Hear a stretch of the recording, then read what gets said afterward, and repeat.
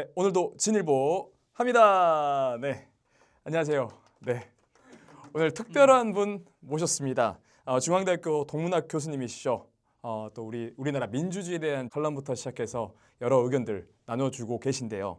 오늘 김누리 교수님, 우리 전남일보, 우리 진일보에 모시고 이야기 나눠보도록 하겠습니다. 우선 김누리 교수님 반갑습니다. 예, 반갑습니다. 네. 광주에 자주 오는데 신문사에서 이런 인터뷰를 한 건 처음인 것 같아요.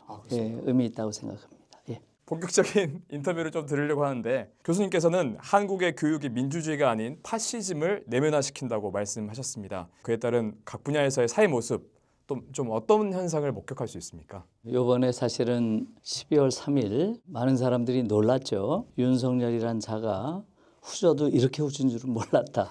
정말 놀랐을 거예요. 저도 마찬가지로 놀랬고 더 놀라운 건 그 이후에 그 한국 사회의 이른바 지배 엘리트라고 할까요? 그들이 보인 행태들이 이것은 충격적이죠. 그들이 하는 그 궤변, 허언, 그야말로 아주 망언들. 그 전부터 한국 사회의 소위 지배 엘리트라고 하는 자들 대다수는 파시스트다. 제가 늘 그래 왔는데 계속 던지는 물음은 한국 교실에서 12년 동안 교육을 받으면 과연 성숙한 민주주의자가 될까? 위험한 파시스트가 될까? 이런 얘기예요. 우리는 학교에서 경쟁시키고 우열을 나누고 우월한 자가 결국은 지배하고 열등한 자가 복종한다.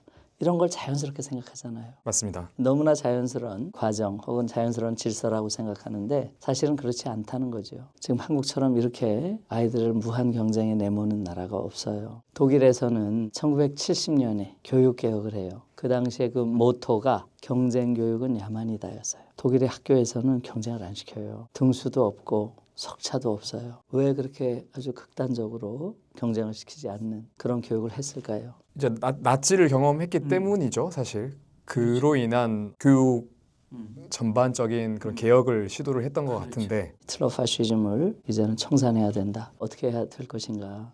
이런 고민을 한 거고요. 히틀러는 이 세상을 무한 경쟁이 펼쳐지는 정글로 봤어요. 적자 생존, 약육강식, 자연도태 이러한 자연의 현상이 인간 사회도 그대로 적용된다고 본 거예요. 우리나라 현실도 전혀 다른 게 아닌 것 같습니다. 교육 현장에서는. 교육 현장이 비슷하잖아요. 그렇게 보면 어때요? 결국은 파시스트를 키우는 교육으로 귀결될 수밖에 없는 그렇죠. 우리나라의 교육의 문제를 말씀을 해주셨고 본질적인 부분을 말씀을 쭉 해주셨습니다. 최근 여론조사에서 내란에 동조한 정당이 국민의힘이죠. 민주당보다 높은 지지를 받은 현상에 대해서 지역주의를 또 원인으로 꼽으셨어요. 계엄을 선언하고 사실상 친위 쿠데타를 일으킨 그러한 정당인데 1등을 하면서 여론조사에서 우위에 나선다는 게 도저히 이해가 되질 않았어요. 경상도 쪽에서 더 이전보다 강하게 결집을 해서 지지한다는 표시를 한 거죠. 이 지역주의의 문제라고 하는 걸 역사적으로 깊이 돌아볼 필요가 있어요. 70년대 박정희가 이 지역주의를 활용하기 전에는 지역에 따른 정치적 편가르기는 없었어요. 예를 들면 우리 김대중 대통령 강원도 인제 국회의원이에요. 원래 인제 예, 목포 국회의원이 아니에요. 그거는 당시로선 노말한 거예요. 박정희 소장이 그 이후에 대통령이 되죠.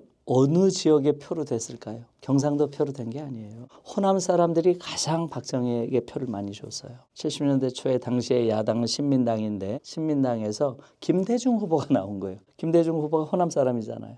그러니까 처음으로 박정희가 그 선거에서 지역주의를 동원해요. 김대중은 전라도, 나는 경상도. 경상도 훨씬 인구가 많잖아. 그때부터 시작된 거예요. 이 계엄이라고 하는 건 보통 일이 아닌 거예요. 총으로 국민을 다스리겠다? 정말 어마어마한 범죄죠. 그러한 것이 벌어졌는데도 지역에 근거한 그러한 감정을 통해서 그것을 지지하고 옹호하는 정당을 지지한다? 도저히 상상할 수 없는 거죠. 말도 안 되는 현상이 지금 일어난 것 같아요. 광주 전남 지역은 사실 민주주의 역사에서 좀 상징적인 의미를 좀 갖고 있는 것 같아요. 바깥에서 어떤 비판을 들었을 때 당신네들도 지역주의를 갖고 있는 게 아니냐라는 비판을 또 받기도 한단 말이에요. 현재 지역주의를 좀 극복하는데 우리 광주 전남 호남권이 어떤 역할을 할 수 있다고 생각을 하시는지 궁금하거든요. 광주와 전남 지역이라고 하는 것이 그나마 이 정도의 민주주의를 지켜낸 거예요. 거기서. 많은 희생을 통해서. 그런데 지금 어때요? 영남 지역과 호남 지역 똑같아요. 지역주의의 볼모가 돼 있어요.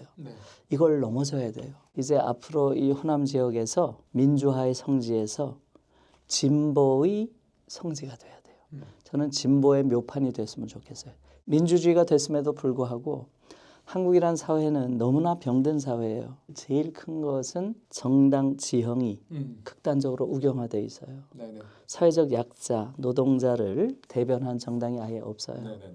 그렇기 때문에 정말 진보적인 정당, 네네. 그런 정당을 호남에서 좀 키워냈으면 좋겠어요. 어떻게 보면 호남이 가장 잘할 수 있는 그러한 역할이죠. 그것이 한국의 민주주의 발전에 굉장히 중요한 요인이다. 이렇게 생각합니다. 끝으로 저희 시민 한 명 한 명이 파시즘적 구조에 저항하고 이 민주주의를 지켜내기 위해서 일상에서 저희가 좀 실천할 수 있는 게 뭐 어떤 게 있을까요?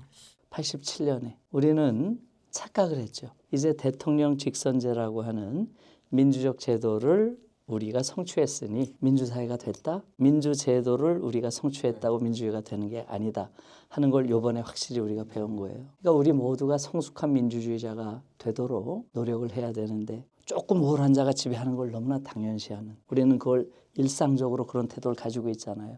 그게 파시스트였다 인식하는 게 출발점이다. 저는 그렇게 생각해요.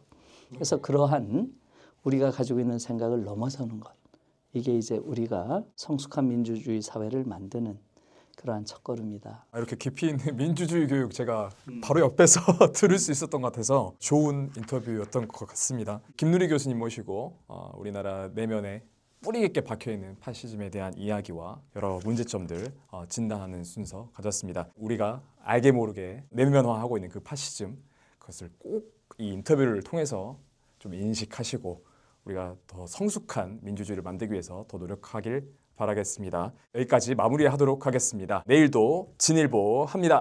네, 감사합니다.